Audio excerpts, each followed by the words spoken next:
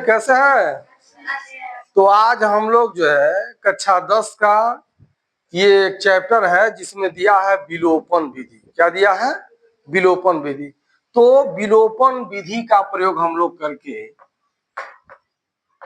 विलोपन विधि का प्रयोग करके हम लोग जो है इस समीकरण को सॉल्व करेंगे। जो समीकरण दिया हुआ है 2x + 3y = 8 और 3x + 3y = 9, यह दिया हुआ है। ठीक, तो यह समीकरण नंबर 1 हो गया और यह समीकरण नंबर 2 हो गया।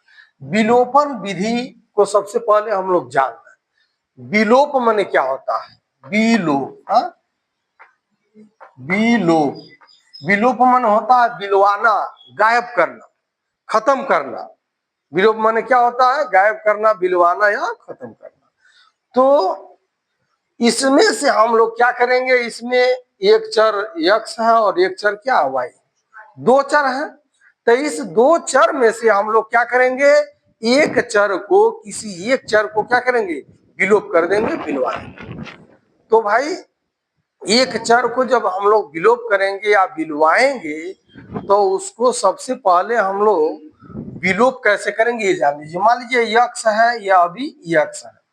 ठीक, अगर जो यह यक्स प्लस है और यह माइनस है तो जोड़ेंगे तो क्या हो जाएगा? कट जाएगा, यानी यक्स का विलोप हो गया। क्या हो गया? यक्स का विलोप हो गया। इसी तरह से मान लीजिए अगर जो 3y है और यह -3y है तो जोड़ेंगे तो क्या हो जाएगा? y का क्या हो गया? विलोप हो गया। तो इस प्रकार यह किसी एक का हम लोग या तो x का या तो y का किसी एक का विलोप हम लोग करेंगे और एक क्या हो जाएगा? विलुप्त हो जाएगा, खत्म हो जाएगा, तो दूसरे का मान हम लोग निकाल लेंगे। ठीक, तो सबसे पहले इन दोनों समीकरणों को हम लोग देखते हैं कि इस समीकरण में जो है किसका गुणांक बराबर है। अब देखिए यहाँ पर x का गुणांक क्या है? 2 है। यहाँ पर y का गुणांक क्या है? 3 है। यहाँ पर x का गुणांक क्या है? 3 है। यहाँ पर y का गुणांक क्या है? 3 है। अब देखेंगे हम लोग क्या x का गुणांक बराबर है?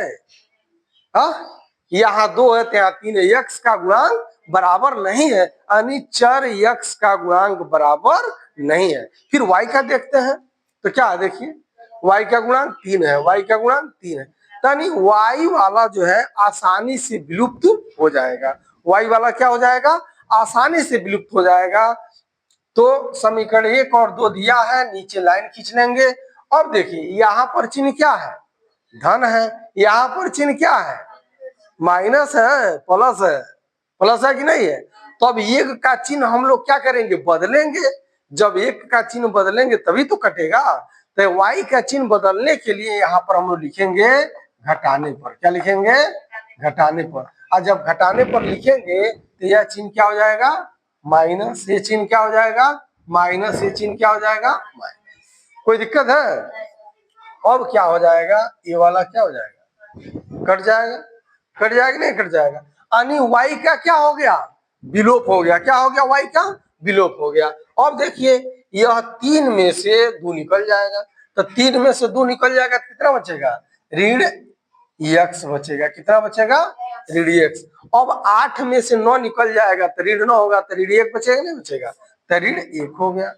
दोनों पक्षों में ऋण है तो ऋण हटा दीजिए, तो x बराबर कितना हो गया? ये कोई दिक्कत है? और जब x बराबर 1 आ गया, 1 आ गया, तो अब x का मान या तो समीकरण 1 में रखिए या समीकरण 2 में रखेंगे तो y का मान निकल जाएगा। ठीक, किस में रखा जाए?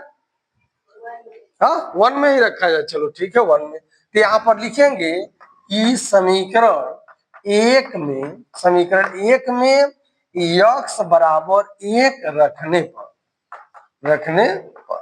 ठीक रख देंगे। समीकरण 1 में x बराबर 1 रखने पर तो रख दिया जाए। तो यह समीकरण 1 है कि नहीं है? तो यह हो गया 2x का मान कितना है? 1 है, तो 1 रख देंगे। धन 3y है, बराबर कितना है? 8। कोई दिक्कत है ना? अब यह हो गया 2 एकम में 2 धन 3y बराबर कितना हो गया? 8। अब यह धन में है, इधर जाएगा तो क्या हो जाएगा? ऋण में पक्षांतर का नियम लगाएंगे, तो हो जाएगा 3y बराबर 8 ऋण 2, होगा कि नहीं होगा। अब ये हो जाएगा 3y बराबर, हाँ 8 में से 2 गया 6, कोई दिक्कत। अब हम लोग यह जो है गुणे में है, इधर जाएगा तो क्या हो जाएगा भाग में, तो यह y बराबर हो गया 6/3, हाँ तो यह हो जाएगा 3 × 3 3 दूनी 6, तो y बराबर कितना हो गया 2, यानी x बराबर 1 और y बराबर 2 प्राप्त हो गया। अब इतना कार्यक्रम हम लोगों ने किया, चलो इतना कार्यक्रम हम लोगों ने किया कि यह मान मिल गया। अब इसके बाद हम लोग क्या करेंगे, जांच करेंगे। क्या करेंगे, जांच करेंगे कि क्या जो है यह जो सवाल हम लोगों ने सॉल्व किया है सही है कि नहीं है। कैसे जांच करेंगे, ध्यान दीजिए, इधर देख लेते हैं। सबसे पहले x का मान कितना आया है 1, तो यहाँ पर क्या करेंगे, यह 2 गुणे क्या कर लेंगे 1, धन का चिन्ह है धन लगाएंगे। यह 3 है 3 कर लेंगे, y का मान कितना आया है 2, 2 कर लेंगे। यह कन्फर्म है किसके बराबर आना चाहिए 8 के। अगर जो 8 के बराबर आता है तो हम लोगों ने जो सवाल लगाया है वह क्या है सही है। जांच भी हम लोग कर लिए, अगर जो नहीं आता है तो कहीं ना कहीं मिस्टेक हम लोगों ने किया है। तो इस तरह हम लोग जांच भी कर सकते हैं। क्या कर सकते हैं, जांच भी कर सकते हैं। 2 एकन्ने 2, 3 दूनी 6, 2 एकन्ने 2, हाँ 2 एकन्ने 2 और 3 दूनी 6 और 6 2 8, आ गया कि नहीं आ गया। तो इस प्रकार जो भी प्रॉब्लम हम लोगों ने सॉल्व किया है यह सही है, ठीक। और कौन सा विधि का उपयोग किया हम लोगों ने, विलोपन विधि का। तो इस प्रकार से विलोपन विधि का उपयोग करके हम लोग अन्य सवालों को भी सॉल्व करेंगे, ठीक।